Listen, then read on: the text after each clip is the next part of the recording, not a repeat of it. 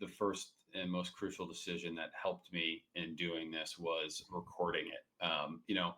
When I first started going on TikTok live, I can't remember the time period exactly, but I wasn't going on TikTok live to sell. I was actually going on live to just talk with my audience and show them the cards I was picking up. And then there was a time where somebody tried to buy a card that I had in my PC through Mhm. TikTok Live. He said, "I'll Right. bet you $300 for that card." And I was Right. like, "Whoa, wait a second. Like that just happened. I just made Right. $100 on this card. Like I bought it today for Mhm.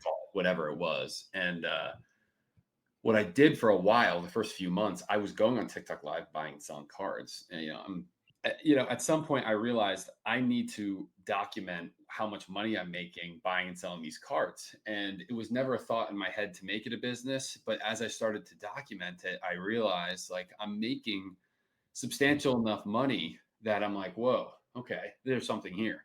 Mhm. So keep making the videos or whatever. And then after I had started recording it, I think it was only after it was after about like 6 months. It was enough money that I was making where I was like, I could maybe do this like full time. And then I showed it to my wife probably like 8, 9 months in.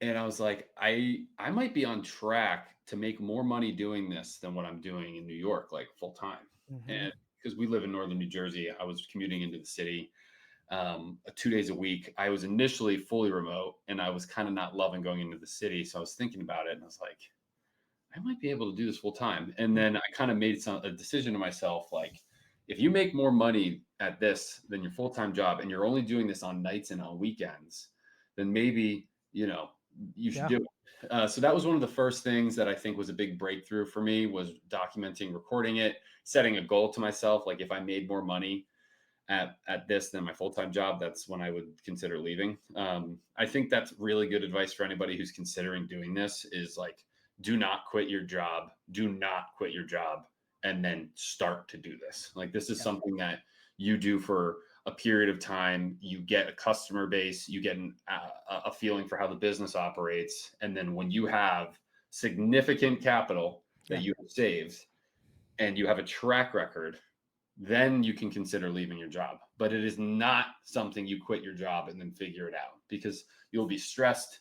You'll be uptight about buying cards and having capital in inventory. So, those are all things I would definitely recommend to somebody who might be listening to me and be like, oh, I can do this. I think you can definitely do it, but you need to do it in a smart, methodical way. Right.